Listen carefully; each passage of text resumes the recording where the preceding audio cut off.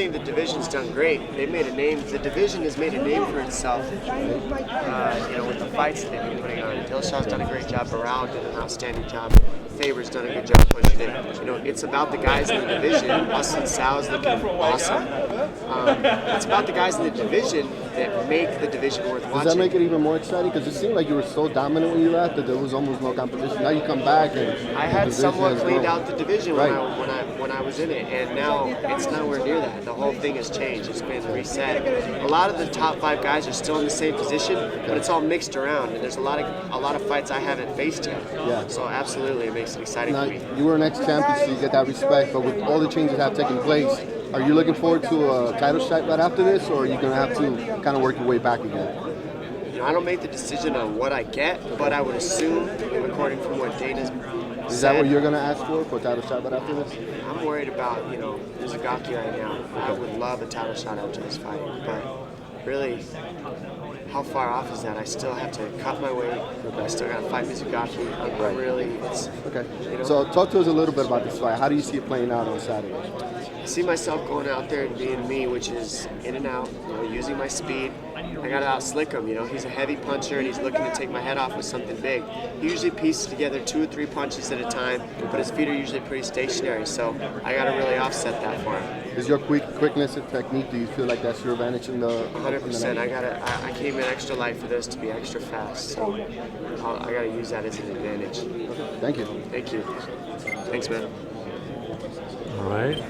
It's good to see you back on the scene again. I wanted to ask you, you talk about your training, and you've been training, but you've also had to work, I guess, on your philosophy or mentally to be ready for this. Has that been very difficult for you? It might sound philosophical, but all it is me trying to stay in the right frame of mind to get through the last 2 years and stay on the positive end of things so I can get back in the fight.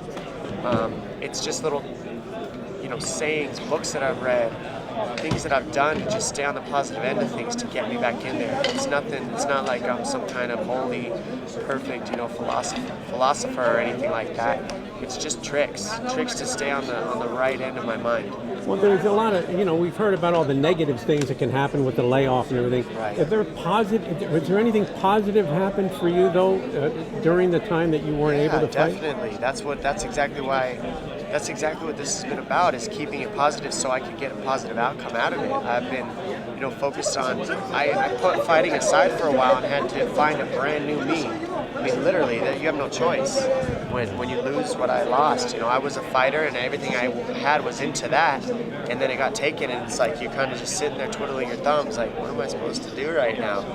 And you got to figure it out quick. You don't have a lot of time to sit on your hands and do nothing. So I got right to it. Was there ever a point where you thought you might just not come back? No, never. I knew that I had to stay, not have that thought in me, because I felt it in my heart that I wanted to be bad. It's really easy to do it if you really feel it. If that's really a passionate thing. If that's something you're passionate about, it's not hard. If you're questioning, I don't know if I can, I don't know if I feel like it, it's just not going to happen. So I felt it, I wanted it, so here I am. It's almost like that thing that say, don't tell me what you ain't got, use what you got. Like what you have now, you go with it, right? Yeah, you just got to take what you have and run with it. Well, how do you see the fight unfolding, just briefly? I know you've been over this 300 times, but with 600, because my head too, I've thought about it a lot, But I see myself going out there and doing what I've always done, which is take my time, pick them apart, out-slick them, be quick, use my transitions, and really keep them guessing. I got to keep them offset, keep them guessing. We won't see anything that different about you physically when you're in there then. I mean, your style, pretty much you were a dominator when you were in there. Pretty much going to go with that? I think that there's things that are different about me for sure, but that's for that night to unfold. That's a whole different story, Under those lights in that cage, letting my body go on autopilot, seeing what it's capable of and seeing what it does, that's what I'm proving to myself on that night.